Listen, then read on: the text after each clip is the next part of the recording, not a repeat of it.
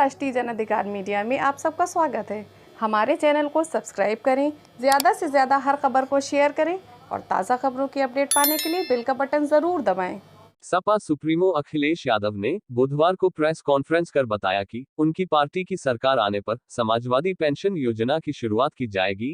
इसके तहत गरीब महिलाओं को सालाना 18,000 रुपए की आर्थिक मदद भी दी जाएगी। पहले यह रकम 6,000 रुपए होती थी। अखिलेश यादव ने अपने चुनाव लड़ने को लेकर कहा कि अगर मैंने चुनाव लड़ा तो आजमगढ़ की जनता से अनुमति लेकर ही लड़ूंगा, क्योंकि वहां के लोगों ने मुझे जिताया था। अखिलेश यादव ने अपर्णा के बीजेपी में शामिल होने के सवाल पर कहा कि मैं बधाई दूंगा, शुभकामनाएं उनको। समाजवादी पार्टी का विस्तार हो रहा है। अपर्णा यादव को नेताजी मुलायम सिंह यादव ने काफी समझाया था। उन्होंने कहा, जिस तरह से भाजपा के टच में इधर के लोग हैं, उसी तरह भाजपा के भी कई नेता हमारे टच में हैं। इस बीच सपा सुप्रीमो अखिलेश यादव ने एडवोकेट भानु प्रताप सिंह और वीरांगना उदा देवी संगठन के लोगों की पार्टी में ज्वाइन भी कराए। उन्होंने दावा किया कि उत्तर प्रदेश में सबसे ज्यादा बैंक खाते खुलवाने का श्रेय सपा सरकार में हुआ था। एडवोकेट भानु प्रताप सिंह ने कहा कि सपा में गठबंधन का मतलब सिर्फ भाजपा से देश को बचाना है। तरन्नुम फरीदी की रिपोर्ट। मैं सभी आप लोगों का धन्यवाद देता हूं कि लगातार हम लोग चुनाव आयोग के नियमों का पालन कर रहे हैं। प्रोटोकॉल के तहत जो हमें और आपको करना है वो लगातार हम लोग उस चीज़ को अपना रहे हैं। मैं सबसे पहले आज समाजवादी पार्टी में शामिल होने वाले श्री भानु प्रताप सिंह जी एडवोकेट, उनको बधाई देता हूं, धन्यवाद देता हूं। हमारे गठबंधन के साथ आए हैं, गठबंधन के साथ हमारे आए हैं। मैं उनका स्वागत करता हूं, बधाई देता हूं। साथ ही साथ वीरांगना उदा देवी पार्टी गौरव मंच के बड़ी संख्या में लोग आज समाजवादी पार्टी से जुड़ रहे हैं। इस लड़ाई को और आगे बढ़ाते हुए मजबूत बनाने का काम कर रहे हैं। इन सभी लोगों के सहयोग के लिए बहुत बहुत धन्यवाद और बधाई देता हूं। आज का दिन समाजवादी पार्टी ने तय किया था कि जिस तरीके से उत्तर प्रदेश में जिस समय समाजवादी सरकार थी, समाजवादी पेंशन योजना शुरू की गई थी। समाजवादी पेंशन योजना के तहत बड़ी संख्या में गरीब जो हमारी माताएं हैं, बहनें हैं, उनकी मदद करने का काम हो रहा था। और मुझे याद है कि 50 लाख के लगभग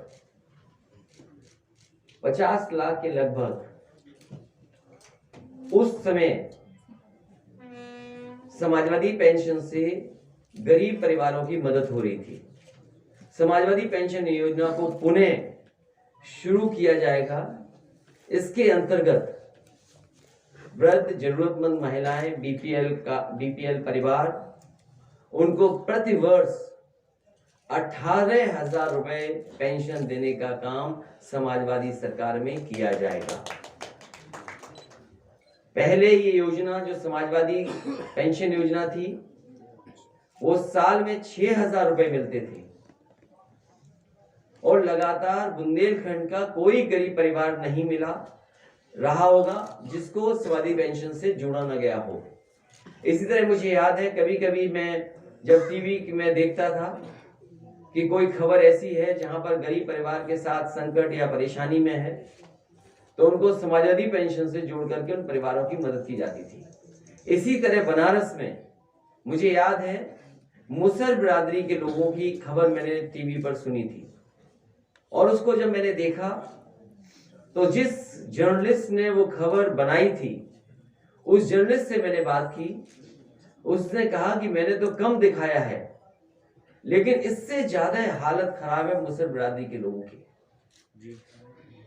उसी समय वहां के जिलाधिकारी जो मौजूद थे बनारस के, मैंने उन्हें फोन किया और मैंने कहा कि इन परिवारों को समाजवादी लोहिया आवास से जोड़ करके और सभी परिवारों को जो महिलाएं गरीब हैं, इनको समाजवादी पेंशन देने का काम हो। उसी समय जिलाधिकारी ने उन परिवारों को समाजवादी पेंशन से जोड़ने का काम किया। इलेक्शन लड़ने का आपने पहली बार जो निर्णय लिया है, तो वो बताइएगा कि इसके पीछे मैं आजमगढ़ की जनता से अनुमति लेकर के ही चुनाव लड़ूंगा, अगर चुनाव लड़ता हूं तो। अभी तो आजमगढ़ सर कंफर्म है या कन्नौज की जो बात, इस पर क्या कहना है आपका? सबसे पहले तो मैं बधाई दूंगा और शुभकामनाएं, और साथ ही साथ हमें खुशी इस बात की है कि समाजवादी विचारधारा का विस्तार हो रहा है। समाजवादी विचारधारा का विस्तार जो हो रहा है, मुझे उम्मीद है कि हमारी विचारधारा वहां भी पहुंच करके और संविधान और लोकतंत्र को बचाने का काम होगा। आपको लगता है नेताजी का आशीर्वाद होगा इस कदम के पीछे? नेताजी ने बहुत कोशिश की समझाने की, नेताजी ने बहुत कोशिश की समझाने की। इससे जुड़ा आखिरी सवाल कि क्या टिकट आप नहीं दे रहे थे इसलिए ऐसा कदम उन्होंने उठाया? टिकट अभी पूरे नहीं बटे हैं, और टिकट किसको मिलना है किसको नहीं मिलेगा ये क्षेत्र और जनता पे निर्भर करता है।